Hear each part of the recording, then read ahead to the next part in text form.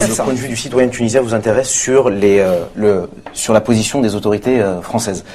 Vous savez, j'aime bien le rappeler, on a eu notre indépendance un 20 mars 1956.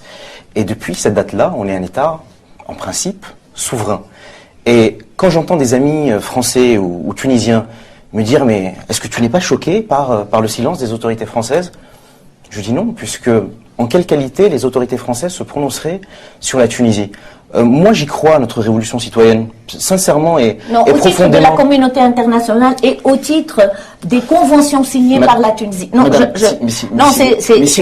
il y a un aspect sur lequel, moi, j'insiste. Je comprends très bien que la Tunisie est souveraine et qu'elle ne demande pas. Et les Tunisiens l'ont prouvé qu'ils sont très capables de faire leur propre révolution sans l'assistance de la France. Et des médias français, comme vous disiez.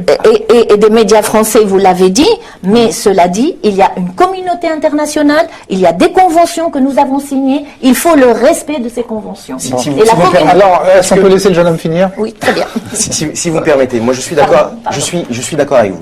Je crois qu'en Tunisie, on a vraiment besoin d'une révolution. Alors je sais que le terme est fort, mais c'est aussi une révolution des consciences, une révolution citoyenne qui est menée par les citoyens. On a besoin d'un mythe collectif fondateur.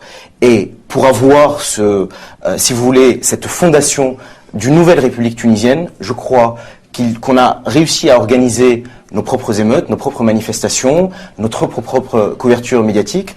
Je ne suis pas absolument persuadé qu'on ait besoin de la communauté internationale. Alors vous êtes dans votre rôle de la présidente de la FIDH. C'est pas un rôle. Hein. Non, mais dans votre rôle, dans cette position, mais bien entendu.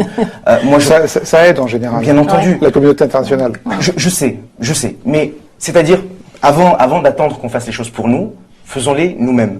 Et puis, pour vous répondre sur la question de l'armée, il y a eu un moment où beaucoup de Tunisiens ont appelé l'armée à prendre le pouvoir pour le peuple. Et si vous voulez, moi je suis totalement opposé à cette idée, parce qu'on a toujours attendu en Tunisie un homme providentiel, un nouveau prophète. Il faut bien entendu que l'armée se range du côté du peuple, comme les forces de l'ordre. Mais ce n'est pas l'armée qui doit prendre le pouvoir, c'est le peuple. Alors, avec l'armée peut-être à la droite et les forces de police à gauche, parce que l'armée est aussi composée de citoyens, mais vraiment, si vous voulez, je crois profondément qu'on doit compter sur personne, sinon sur nous-mêmes.